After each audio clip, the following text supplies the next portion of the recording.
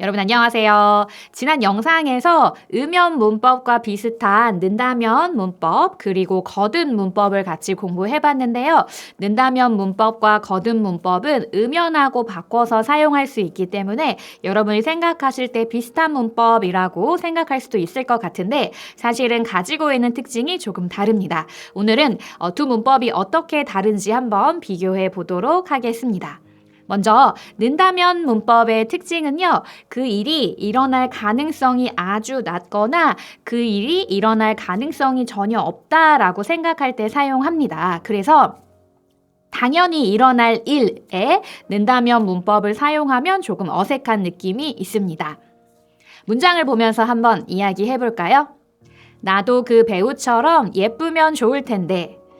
나도 그 배우처럼 예쁘다면 좋을 텐데.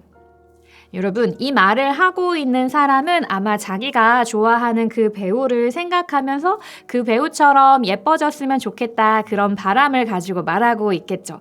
그런데 우리가 다른 사람하고 얼굴이 똑같아지는 거는 일어날 수 없는 일이죠. 그래서 는다면을 사용해서 표현하는 것이 조금 더 자연스럽습니다. 물론 이때 는다면을 음연으로 바꿔서 사용하는 것도 가능합니다. 다음 문장을 한번 같이 살펴볼까요?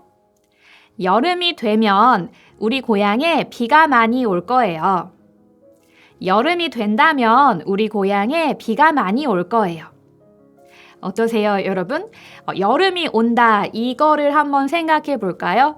여러분, 계절이 바뀌는 일은 시간이 가면서 자연스럽게 생길 일이죠. 여름이 된다라는 일은 당연히 일어날 일이에요. 그렇기 때문에 일어날 가능성이 없거나 일어날 가능성이 아주 적다라고 말할 때 사용하는 는다면 문법을 사용해서 말하는 것은 많이 어색합니다. 이때는 여름이 되면 우리 고향에 비가 많이 올 거예요. 이 문장만 맞습니다. 두 번째로 거듭 문법을 같이 한번 살펴볼까요? 거듭 문법도 많은 경우에 음연하고 바꿔서 사용할 수 있지만요. 거듭 문법이 가지고 있는 가장 큰 특징은 그 일이 일어날 가능성이 아주 높거나 아니면 그 일은 당연히 일어날 일일 때 사용한다는 특징이 있습니다. 문장으로 한번 살펴볼게요. 한국에 도착하면 연락하세요. 한국에 도착하거든 연락하세요. 한국에 도착한다면 연락하세요. 어떠세요, 여러분? 이 말을 하고 있는 사람은 아마 이 말을 듣는 사람에게 한국에 도착해요. 그러면 연락하세요. 라는 말을 하고 싶겠죠.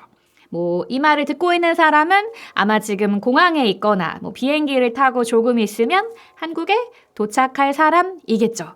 그럼 여러분, 한국에 도착하는 일은 시간이 조금 지나면 당연히 일어날 일이겠죠. 진짜로 일어날 사실인 거예요. 그래서 한국에 도착하면 연락하세요. 이 문장도 괜찮고 한국에 도착하거든 연락하세요. 이 문장도 괜찮지만 한국에 도착한다면 연락하세요. 이 문장은 어색합니다. 우리가 조금 전에 같이 살펴본 것처럼 는다면 문법은 그 일이 일어날 가능성이 낮거나 거의 없을 때 사용하는 것이기 때문에 당연히 일어날 일에 사용하면 어색하다는 거 다시 한번 기억해 주세요. 그러면 화면을 보면서 같이 연습해 볼까요? 길에서 좋아하는 배우를 만나거든 꼭 사진을 찍을 거예요. 길에서 좋아하는 배우를 만난다면 꼭 사진을 찍을 거예요. 정답은 만난다면입니다. 우리가 길을 가면서 좋아하는 배우를 만날 가능성은 얼마나 될까요? 살면서 한번 일어날까 말까 한 일이죠. 그 일이 일어날 가능성이 아주 적습니다. 그래서 만난다면이 자연스럽습니다.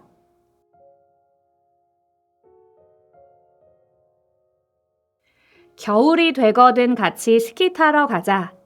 겨울이 된다면 같이 스키 타러 가자. 정답은 되거든입니다. 시간이 지나면서 여름과 가을이 가고 겨울이 오는 것은 당연히 일어날 일이지요. 그 일이 진짜로 일어날 일일 때는 거든을 사용해서 말하는 것이고요. 그래서 되거든이 자연스럽습니다. 어떠세요, 여러분? 조금 도움이 되셨나요? 오늘 배운 내용을 잘 기억하셔서 보다 자연스러운 한국어로 이야기해 보세요. 오늘은 여기까지 하겠습니다. 감사합니다.